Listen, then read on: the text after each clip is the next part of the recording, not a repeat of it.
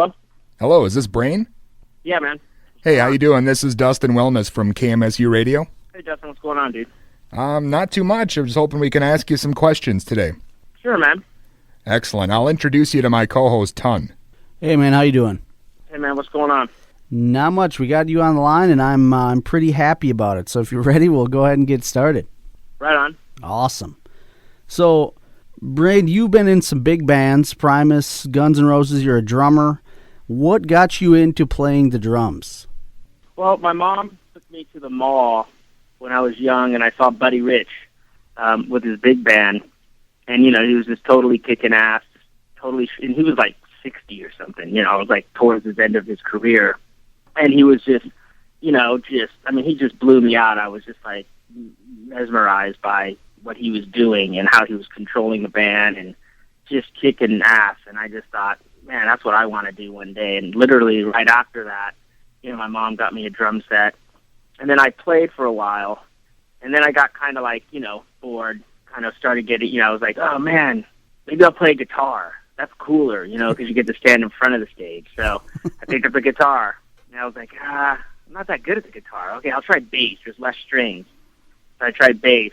I was like, it's you know, I don't know. I was always a hyper, you know, kind of energetic kid. So I went back to the drums, and it just kind of came natural, you know. As soon as I sat down, I was just like, okay, this is the instrument for me.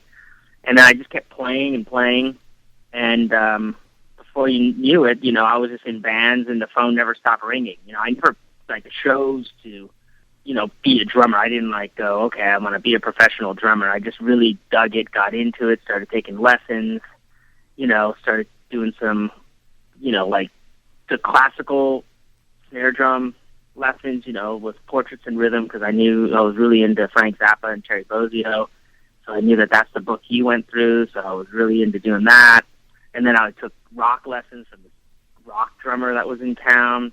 And then I would take Latin, percussion lessons from this percussionist that was playing, I think, with Sheila E. at the time or whatever. And then he went over to Carlos Santana after. You know, San Francisco Bay Area is kind of a, you know, melting pot for just all different styles. And that was the great thing about growing up in the Bay Area, is that it had a heavy Latin scene. It had that whole funk rock scene that, you know, Primus and the Limbo Maniacs were doing. And then it had also, Anthony Cerrone, who I think Terry might have studied with, Terry Bozzio, was at San Jose State. So literally I can just drive up and down the coast and, you know, get every kind of lesson, you know, every style. And I wanted to learn it all. Oh, there was a jazz drummer, Scott Morris, who was playing in a town with this, I think it was a trio, Rich Gerard, and he's a pianist, jazz pianist that was just, you know, totally sought after. And so I wanted to take lessons from him. So I was taking jazz lessons at the same time, you know, learning the whole thing. So my week was almost every day I was taking some sort of lesson and doing jazz, classical, Latin, rock, 4 days, you know, 4 to 5 days a week, just doing shit like that. So that's basically, you know, how I got started. Yeah, it sounds like being exposed to all those different kind of styles is maybe what made up your interesting take on the drum styles. Yeah, you know, and that's sort of why I got into those kind of, besides Guns N' Roses, you know, Primus, it was really good with, you know, Les was around town playing in bands, and, you know, he was the bass player to play with and the dude. So, you know, it was my goal was okay, you know, I want to impress Les and do that kind of stuff. And so, I knew that he was an eclectic style of bass and played, you know, had different, you know, just wasn't your straight rock. It was a little bit of, I was also into fusion too, heavily into Yes and, you know, the Mahavishnu Orchestra and Chick Corea, that kind of stuff. You know, my jazz sort of went more into the, fusion side, not so much straight ahead. Sure. My jazz studies, yeah. So then when you eventually joined Primus, it sounds like maybe it wasn't that difficult for you to kind of gel with those guys, considering your backgrounds?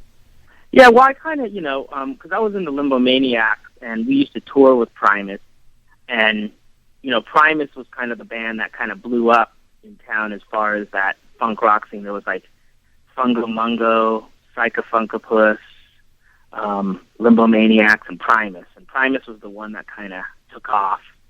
And so I already kind of knew Les, and I was jamming with him a little bit before Tim even got in the band, Tim Alexander, and doing some gigs, and I was even supposed to play with them, but I was at the same time I was kind of into skateboarding, and that's when like ollies were getting big and kick flips and all these crazy street riding.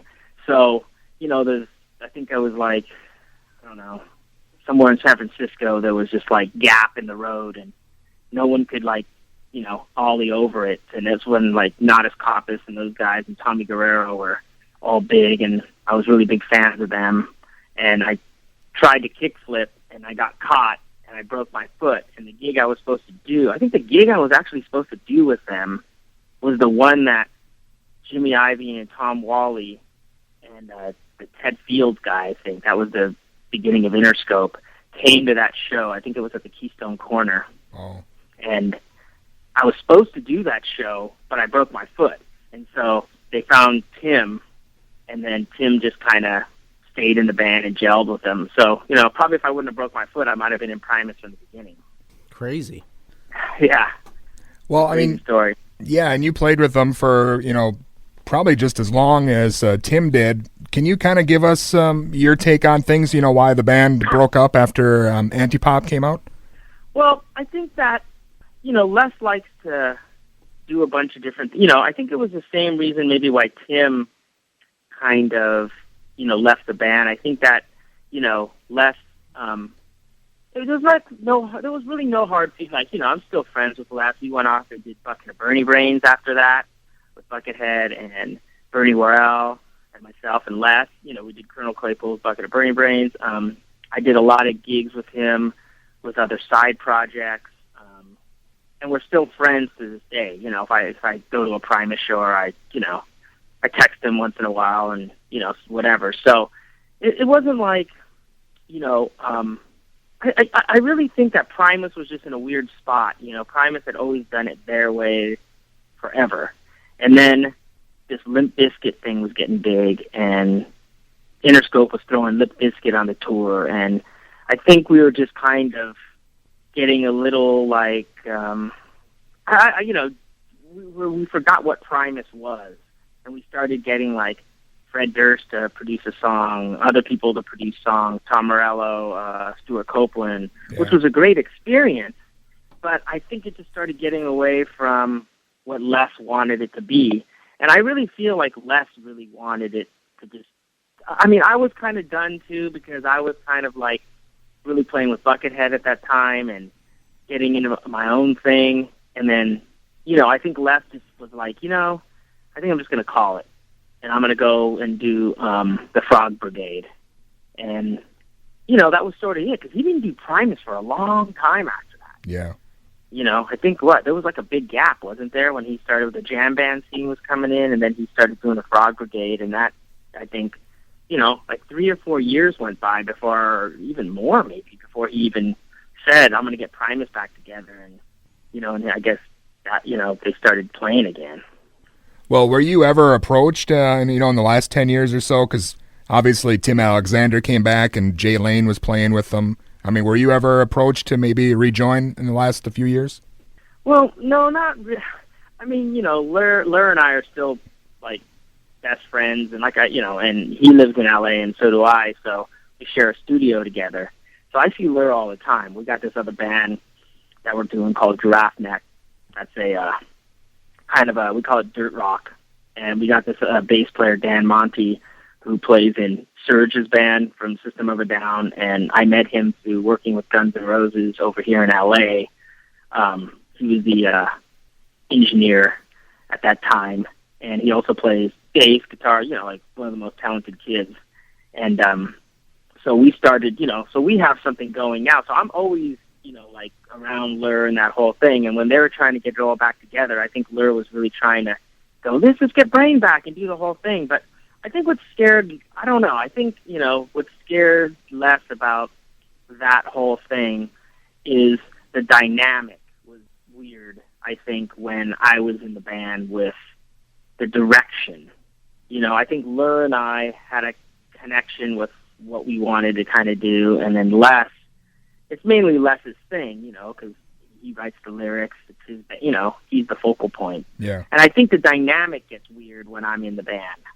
But, you never know. I mean, you never know what happens. I mean, I just hung out with Tim and Tim Alexander and Lur. I was at the studio, and they had to drop off some stuff before they went on this last tour thing. Not the one in Vegas, but I think they're going to Mexico to do some shows.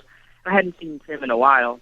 And, I was just like, oh, Tim, you're playing again? He's like, yeah, I don't know, just doing some stuff, So you never know. I mean, it seems like now Primus is has a rotating drum chair of just whoever used to play in that whole scene. So I'm the last one that hasn't come back. So, I don't know.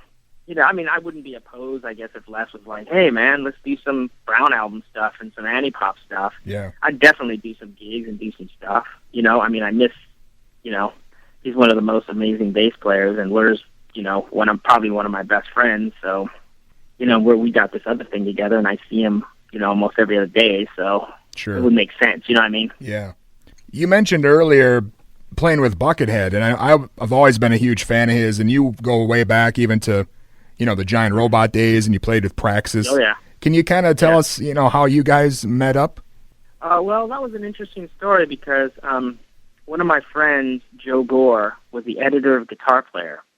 And we were in the Limbo-Maniacs at that point. I was in the Limbo-Maniacs. That's the band that I started with Merv and House and Pete, as friends. We just said, let's do this thing called the Limbo-Maniacs, and we did it. So it was mainly, that was one of my big, my things. It wasn't like just joining Primus or Guns or doing Tom Waits or something.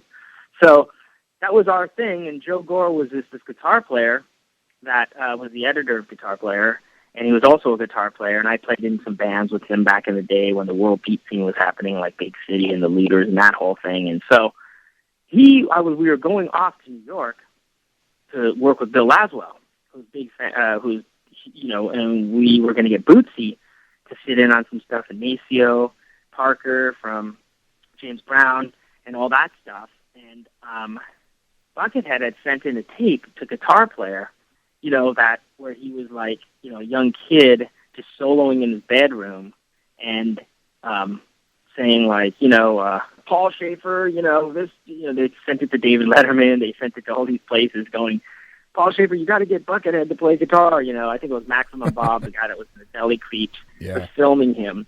And he was literally on his bed just shredding, just completely shredding. And, I was just like, oh, my God. And he's like, yeah, can you give this to Bill Laswell? Because he also wanted to play with Bootsy. So when we were there, I gave him the tape. And then he said, you really got to play with this guy. Here's, a videotape. I gave it to Bill Laswell. And then Joe Gore said, I think, Brain, you should really play with this guy. I think you guys would really get along. I'm going to set up a meeting. He lives in L.A., and we were in San Francisco at that time. So he had Bucket. He flew Bucket out to Guitar Player, and they did a meeting. And he said, okay, I'm going to bring you over to meet the Limbo-Maniacs and Primus. And Les was at the house at that time because we were all friends, and we were living in San Francisco. Les was in Berkeley, but he came over. We met this guy, Buckethead. And, and he was just shredding and doing this crazy stuff, and he was telling us about the mask he wears and this whole thing. We just kind of became friends. And then he gave me a tape, and I had that tape, and he says, it's the first Deli Creeps tape. And I remember I walked into a Different Fur, which was a recording studio in San Francisco, and my cousin was managing Mr. Bungle at that time. And Mike Patton walks in, and I put in this tape, and I never will forget. Mike Patton was like walking. I was like, hey, dude, what's going on? He's, oh, man, I get to rehearsal. He has to take off. He's walking out the door, and I go, Kristen, you got to hear this tape, man, of this guy. You got to manage this band. And I put it on, and he literally just, like, turned around and walked back in the room and was like, what the? Because it just sounded like Star Wars guitar, Alien, something. I don't know what the hell. It was on a cassette, too, so the shit was just, it was just like, it sounded all compressed and distorted. It was just, he walks in, he's like, who are these guys? And I was like, oh, it's the Deli Creeps, Joe Gore turned me on to them, and And he was like, I got to get these guys to open for us. So Mike got the Deli Creeps to open for them for Mr. Bungle. And then through that, we'd go to the shows, hang out. We became friends. And that's how it sort of grew. From there, Bucket and I just became friends, would talk on the phone, whatever. And Bill Laswell at that time said, hey, I want to make a band with you guys because this is insane music that, Buckethead's making. And I think if I make a band, I'm doing this thing called Praxis, where I'm going to get Bernie Worrell, Bootsy, Buckethead, you, and Ass-Man Flip from the Jungle Brothers. And that's how Praxis started, through Bill Laswell, through me giving him this cassette. VHS tape. Yeah. Him yelling at Paul Schaefer, soloing in his bedroom. That is crazy. So funny. With all that, was it difficult at all being friends and playing with a guy? Buckethead had to hide his identity all the time. Was that at all hard, or? Oh, not for me. For Bucket, yeah. Literally, I could tell you I could sit here and talk to you for hours about the Guns N' Roses time when he was really trying to hide his identity, and him literally wearing, that was before 9/11, so he can literally wear a mask on the plane and get off with the mask. So he would literally get on planes. We'd travel 14 hours, and he'd wear the mask, and we'd get off. I'd pick him up at the airport, and he'd have a mask on, some creature, some weird thing. And at the studio, I'd say during the whole Guns N' Roses recording, he wore the mask the whole time. Wow. And nobody in the studio ever saw his face. Wow. Like, he'd walk in, say hi to the receptionist, wave at the receptionist with some weird mask. It would be different every day. At rehearsals, the whole time. We'd have 8-hour rehearsals sometimes. He wore the mask the whole time. A mask. It was never really his Bucket mask. He always wore a different mask. And then at the show, he put on his Bucket mask. Wow. That is ridiculous. Yeah, so for him, it was crazy. Dude, sometimes we'd be in the studio and we'd be rehearsing for Guns because it was, the whole Axl thing was a big, a lot of just craziness or whatever.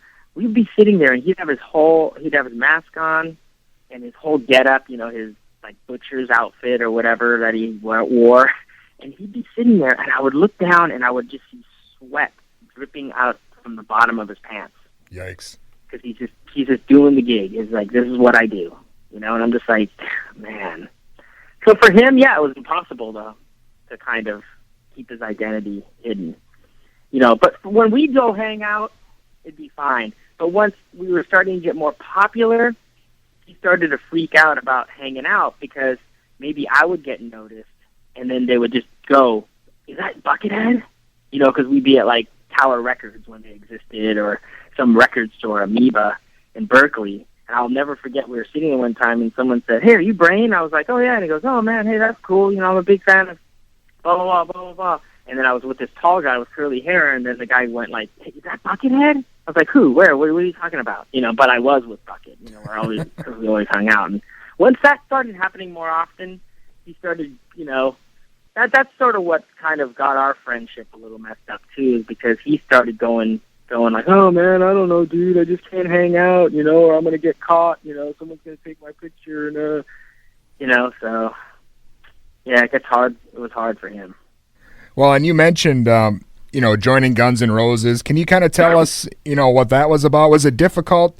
Because on paper, when they revamped that band, there was some kind of odd choices that kind of got meshed together. What was your experience with that? Exactly what you said. It was like, I think it was in Rock in Rio, and I think it was Taylor. We were getting ready to go on stage. It was our first big show, and literally as I was walking up, I looked over and like there was like Sting, there was Dave Grohl, Taylor Hawkins, all these people, and I didn't know Sting, but I knew Taylor Hawkins. Dave Grohl I'd met a couple times. Like, I'd be able to go up to him and say, hey, dude, what's going on? And he'd be like, oh, hey, what, we could talk. But I didn't know him that well. But as we were walking up, Taylor Hawkins, like, kind of looks over, and he looks at me, and I kind of looked at him, and he's like, what is this, the Village People? Because literally, it was like everybody had a different costume on pretty much, because you had Tommy Stinson looking like fucking Sid Vicious. You had Robin Fink looking at like he was right out of fucking Marilyn Manson, fucking circus act, with a white face and whatever. You had Buckethead in his thing. You had Mother Goose, who was like the keyboardist from, like he did work with Tool and other bands, programmer. He was dressed in some fucking like officer's uniform, and then I looked like some skateboarder from like San Francisco with a backwards baseball cap and a Bones Brigade shirt. And they were literally like, so it was odd, it was put together through Axl. I think Josh Freese was the drummer at the point that he couldn't take it anymore, and Buckethead was coming in because he recommended Buckethead because he had knew Buckethead through being in LA and doing stuff. And he said, hey, you got to get this guy Buckethead. He's a perfect, replacement for Slash. He wears like a top hat, but it's a bucket, And so Axl was totally into it, and they were doing it. But then Josh couldn't take it anymore because he's really a player that likes to play with anybody. He'll play 10 gigs a day with 10 different bands, 10 different styles, and that's what he does. And so he was like, I can't take this anymore. And I remember we were in Australia. I was in Australia with Primus, and Bucket called and said, dude, Josh is quitting. I'm going to recommend you. And I was like, for what? He's like, for Guns N' Roses. And I was like, really? Dude, you really Guns N' Roses? Like, because I never really listened to Guns N'. He goes, yeah, but Axl's really cool, and he wants to change everything, and he wants to do a different style, and he wants to make it more like Praxis, and with his vocals. He's a crazy dude, man. He's kind of rad. And I was just like, oh, that's rad. Maybe I'll check it out. So they flew me out, and I went there, and I met Axl, and he was really cool. And he basically was just like, hey, man, you can keep doing Primus if you want. You can do Tom Waits. You can do whatever you want. Just when I need you, you got to come and do my thing as a priority, but I'll give you advance note. He was really cool. And I was like, okay, what the fuck? What does it hurt to join this band and do this and make some money and check out a scene I've never been involved in? And, because the interesting thing about that, though, is, we do all this fusion music, and Bucket and I do all this crazy stuff, and I never really checked out the intricacies of, like, Guns N' Roses and that first album, Appetite for Destruction, but it's kind of a complicated, well-put-together album. It's a classic because I just didn't put it together. So when I started learning the songs, I was like, wow, this is really orchestrated. This is really orchestrated in a rock way. And I thought it was a brilliant album, and so I started getting into it. So it took me in a different direction because in fusion and this improv shit, you kind of just, play two chords over and over again and start jamming. And it's, you're just, if something comes up and you orchestrate good together, and you have a vibe with the group of people you're playing, then you're lucky. But, 50% of the time, you're just kind of guessing and whatever. It was really interesting to hear a well-put-together, rock album. And I don't know if they were thinking about it when it happened. It might have just been one of those things that just happened. But I was really, after I started really digging into it and having to learn all the songs and stuff for the tours, I was going, this is a good test for me because I've never done this. I've never been disciplined in this way, to do a fill that actually is the same every time because that's what the audience wants to hear, or play the beat the same way because the audience we were always in can kind of always change a little bit or can be different every night. We never had a set list with Primus. Les would just call out names out, but sometimes we would. If it was a big show, he'd get nervous or something and he'd write up a set list and draw some drawing. But a lot of the times he was just like, all right, dude, let's go. We're like, what are we going to play? And he goes, I'll start playing. And he'll just play, he'll just start it with something, and we'll know, or he'll call it off, or, something. So, so it was interesting to have that discipline, and that's what was cool about Guns, is I never really had that. I was always in these bands that were just kind of jam bands, Well, when you mention Guns N' Roses being disciplined, was that the same take in the recording studio? Because I know the Chinese Democracy took about 30 years or so to come out. I mean, what was the deal behind all that in the studio? Well, that was more everybody trying to like figure out how to play with each other, how to like everybody wanted to write songs because they knew there could be a big back end in the end. So it was just thousands of songs coming in all the time. And okay, well, let's record that one. Oh, blah blah blah's got a good one. Okay, let's record that. Oh, Joe, what is Tommy just wrote 3 new songs. Okay, let's rehearse those and record those. I think Axl was just trying to record everything to see what would work. And in the end, to me, it just got worn out. There's a point where, I always joked with everybody because, digital is not supposed to wear out, but I swear to God, the songs in the computer started to sound like they were getting, like the zeros and ones were getting, like, rounded off. Because I was like, it just started getting more, we played it so many times, and so many people remixed it, and so many, that sounds not right. Let's redo that guitar sound. Oh, the drum sounds now have changed because we waited so fucking long. 10 years have gone by, but, it was in an industrial sound when we started. Now everything's this sound, Yeah. So, it got worn out. And it wasn't that, I don't think it was that anybody wanted it to take that long and anybody wanted it to be a wear down.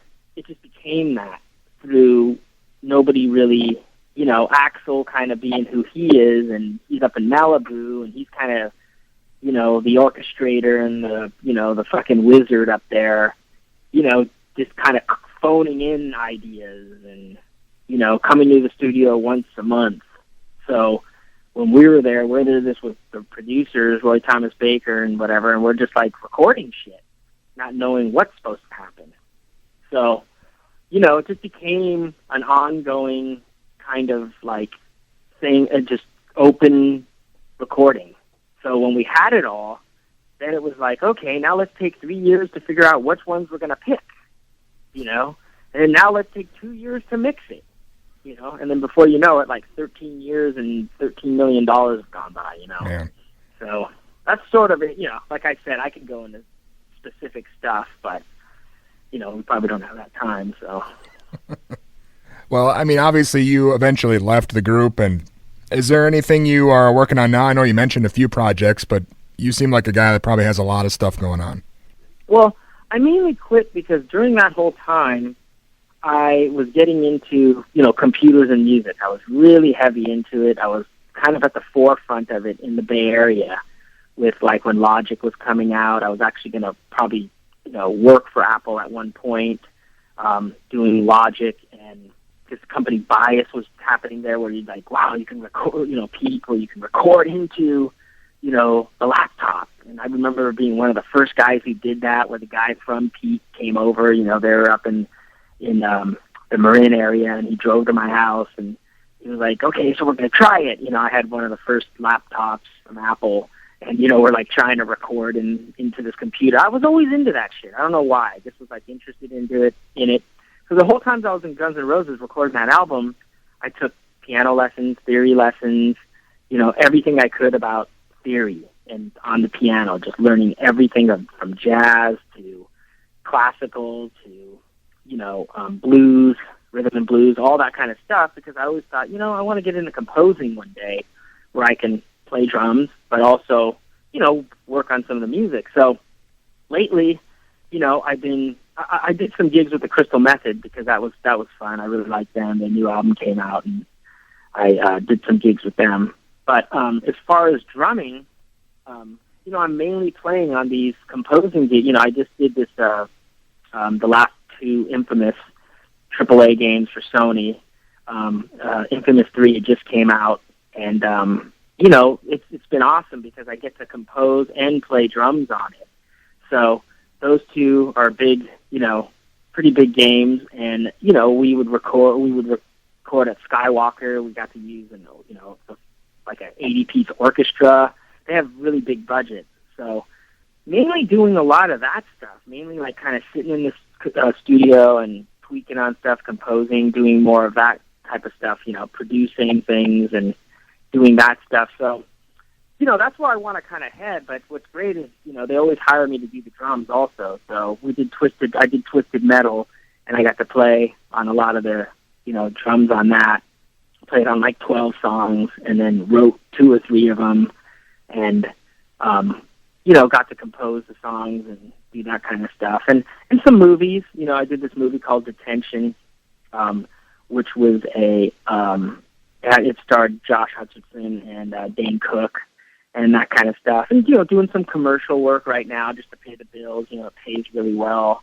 So, not just playing the drums on it, but also being the composer. So it's pretty good, on that side. And, and Lur and I were doing some of the games for a while and, stuff like that. So we kind of made the studio into this kind of composing hub, where, but I wouldn't, like I said, I'd still go out. I just thought this would be a good way to kind of, in my older age, retire behind a computer instead of, on the road my whole life. Sure.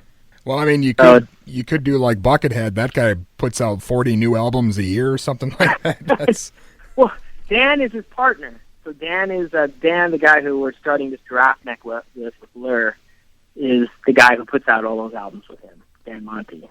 So yeah, I'm always talking to him about it. He goes, "Yeah, I think we made 4 albums last week." He was like so laughing. I was like, "Dude." Then I went on. He goes, "Yeah, dude, check it out on iTunes," and I did. And I was like, "Jesus Christ!" Year 2013, I think he put out literally like 35 albums. It's ridiculous. So, I don't know. But, yeah, I've been having fun doing that, just I've always been a tweaker for the computer and doing that kind of stuff and, learning the recording techniques and stuff like that. So that's sort of what I've been doing now. But, hopefully I'll get out and play again. I'm kind of itching. Crystal Messages can't really take out a whole band because they're more of like they do the DJ thing when they go out. Sure. But they were thinking of maybe doing some gigs, some just like festivals or whatever. But that was kind of fun. But yeah, not really anything else live. Well, it's good to hear that you're out there at least doing what you love, and we've loved having you on the show. Is there anything you want to leave the listeners with, or any final thoughts? No, I just want to say, man, thanks for inviting me on the show, and everybody just keep playing. Beautiful. Well, thanks a lot, man. Yeah, man. Hey, anytime, you guys. All right, it's been great. I hope you keep busy, and we'll be looking out for some new stuff. Yeah, man. Right on. All right, thanks a lot. Okay. All right, bye-bye.